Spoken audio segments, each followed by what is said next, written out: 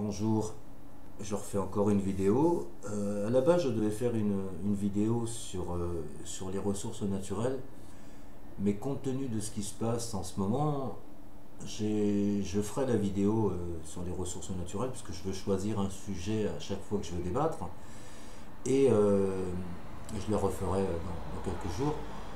Mais là, je pense qu'il était important de revenir sur ce qui se passe actuellement et qui me semble, à mon sens, extrêmement dangereux pour les citoyens de ce pays, mais également pour les citoyens du monde.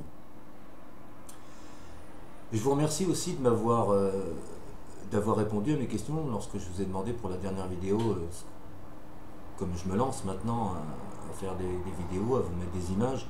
Je me débrouille tout seul, je suis pas encore parfait, j'essaye de m'améliorer.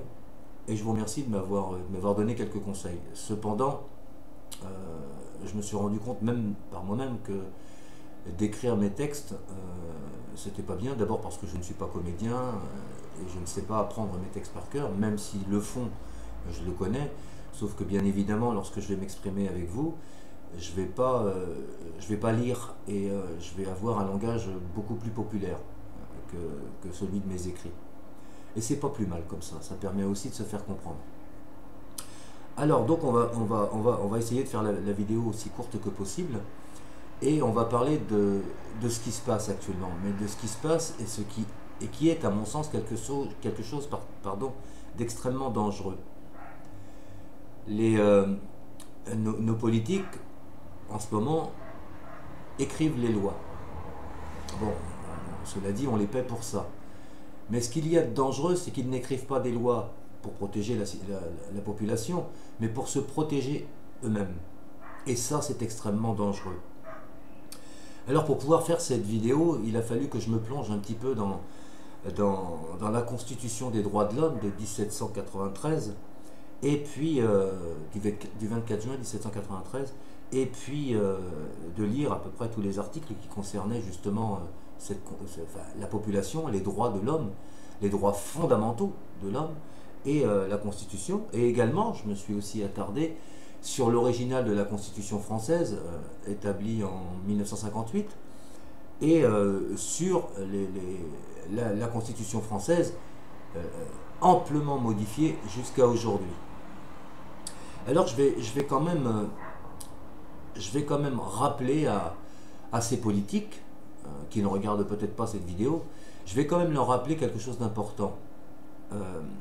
Vous avez été, entre guillemets, et je dis bien entre guillemets parce que j'émets des doutes quant à vos élections aujourd'hui, qui ne sont plus vraiment populaires d'ailleurs,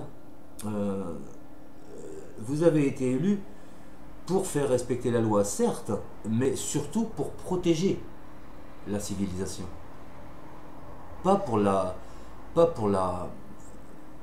la réduire à l'état d'esclavage, à l'état de soumission, à l'état de manipulation et à l'état d'urgence. Parlons-en de cet état d'urgence qui encore une fois, c'est à mon sens, hein, ça ne fait partie que de mes analyses, mais à mon sens, cet état d'urgence, c'est de la foutaise, c'est de la poudre aux yeux, simplement pour nous mettre en dictature. Et vos lois ne sont purement et simplement que de la dictature. Quand on parle de la loi travail, quand on parle des ordonnances, quand on parle des nouvelles lois liées justement à cet arrêt de l'état d'urgence pour passer avec une loi sur les attentats, mais on a vraiment l'impression que vous prenez les gens du peuple pour des imbéciles, vraiment. Alors je ne vais pas trop épiloguer dessus, mais je vais quand même vous parler à vous citoyens, mais aussi en même temps, parce que ce sont aussi les citoyens, à vous messieurs les politiques, de l'article 1 des déclarations des droits de l'homme et du citoyen du 24 juin 1793. Le but de la société est le bonheur commun. Le gouvernement est institué pour garantir à l'homme la jouissance de ses droits naturels et imprescriptibles. Je vous parlais de l'article 3. Tous les hommes sont égaux par la nature et devant la loi. Alors expliquez-moi pourquoi les lois ne sont pas les mêmes pour tous. Pourquoi les jugements ne sont pas les mêmes pour tous. Pourquoi il y a des jugements très spécifique pour les oligarques et pourquoi il y a d'autres jugements pour le simple citoyen lambda. Je voudrais qu'on m'explique. Parce que tous les hommes sont égaux par la nature et devant la loi, ça fait partie de la Constitution, messieurs, des droits de l'homme et du citoyen. Et la Constitution française est basée sur la Constitution des droits de l'homme et du citoyen. Nous prenons ces valeurs, vous prenez ces valeurs des droits de l'homme. Alors respectez-les, messieurs. On va parler également de l'article 12, justement, par rapport à toutes ces lois que vous pondez en catimini, qui passent à peu près sur 5 minutes, je dis bien 5 minutes, aux journaux télévisés officiels, aux heures de grande écoute, 5 minutes. Par contre, toutes les autres aberrations et conneries que vous pouvez nous passer dans un journal de 20 heures, ça va durer 10 à 15 minutes. Mais en ce qui concerne ce qu'il y a de plus grave pour le citoyen, 5 petites minutes, à peine. Alors j'en reviens à cet article 12. Ceux qui solliciteraient, expédieraient, signeraient, exécuteraient ou feraient exécuter des actes arbitraires seraient coupables et doivent être punis. Article 35, pour faire suite à cet article 12. Quand le gouvernement viole les droits du peuple, l'insurrection est, pour le peuple et pour chaque portion du peuple, le plus sacré des droits et le plus indispensable des devoirs. De la souveraineté du peuple dans l'acte constitutionnel. Le peuple souverain est l'universalité des citoyens français. Article 10, il délibère sur les lois. Je voudrais vous rappeler quand même que dans l'article 89 de la Constitution française, cette fois, de 1958, il est tout de même bien précisé que le peuple, lorsque vous décidez de modifier cette Constitution française, doit être avisé et vous devez faire un référendum. Or, depuis 1758, aucun référendum populaire n'a été effectué pour la transformation de cette Constitution. Messieurs les politiques, expliquez-moi pourquoi. Messieurs les syndicats, expliquez-moi pourquoi vous ne faites rien. Pourquoi on parle d'opposition alors que d'opposition, elle n'en a que le nom, puisqu'elle ne s'est jamais opposée à aucune des lois, aucune, n'a pas saisi le Conseil constitutionnel. Et c'est moi, le simple citoyen, qui vous alerte sur ces incohérences. Lorsque je vous parlais du référendum de 2005 et que comment s'appelle-t-il, Nicolas Sarkozy, alors président de la République, en 2007, est allé signer à Lisbonne.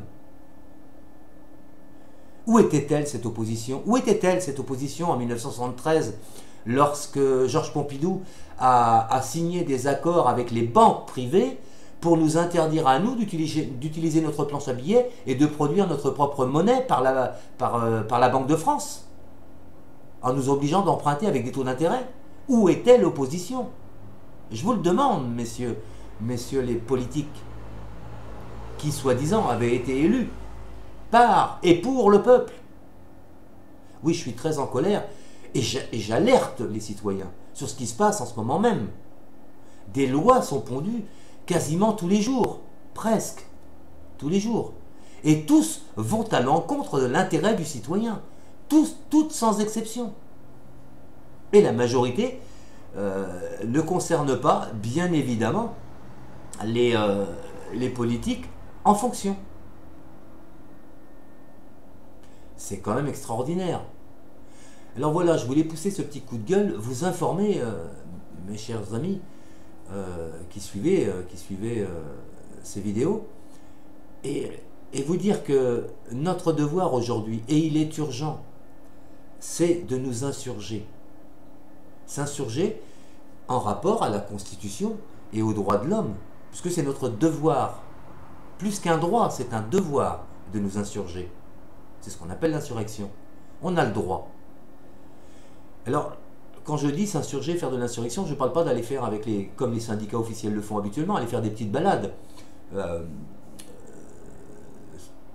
préorganisé avec la préfecture, sous, bien sûr, très accompagné par les services d'ordre, les militaires et la BAC. Non, je parle bien d'insurrection.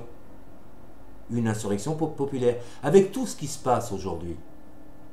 Et c'est ce qui me surprend encore de l'endormissement du peuple, c'est que nous devrions être des millions dans la rue pour nous opposer à tout ce qui se passe. Et pour ne pas laisser ce capharnaüm à nos progénitures. C'est juste pas possible. On pourrait plus se regarder en face si on laisse faire. L'éveil se fait, certes. D'aucuns me disent que l'éveil se fait. Il n'y a pas de problème, je veux bien le croire. Mais il ne se passe rien. Alors je voudrais bien bouger, mais je ne peux pas bouger tout seul. Je ne vais quand même pas aller me faire massacrer avec toutes les vidéos que je fais et tout ce que j'écris beaucoup plus d'ailleurs, tout ce que je dénonce. Je ne vais quand même pas aller tout seul me faire massacrer. Je veux bien être en tête. Je veux bien me faire massacrer, il n'y a pas de problème. Mais pourquoi je vais me faire massacrer tout seul? Dans un mois après, on n'entendra plus jamais parler de moi et j'aurai servi à rien. Il restera que mes écrits. Mais j'aurais servi à quoi? Je voudrais vraiment que vous réfléchissiez et que vous lisiez l'original de la Constitution française de 1758, la Constitution française d'aujourd'hui, mais principalement, puisque les constitutions sont basées sur les droits de l'homme, la Constitution des droits de l'homme de 1793. Intéressez-vous, vous n'êtes pas obligé de tout lire, mais regardez ne serait-ce que les articles que je vous ai cités dans cette vidéo, regardez-les. Intéressez-vous, vraiment. Je vous remercie je ne vais pas être trop long, je vous remercie de m'avoir écouté aussi attentivement. Et puis je vous dis à la prochaine vidéo qui, elle, parlera bien sûr des ressources naturelles comme je m'y étais engagé. Mais là l'urgence a fait que j'ai dû un peu décaler mes projets. Allez, je vous souhaite une très très bonne journée et une bonne réflexion. Au revoir, messieurs, dames.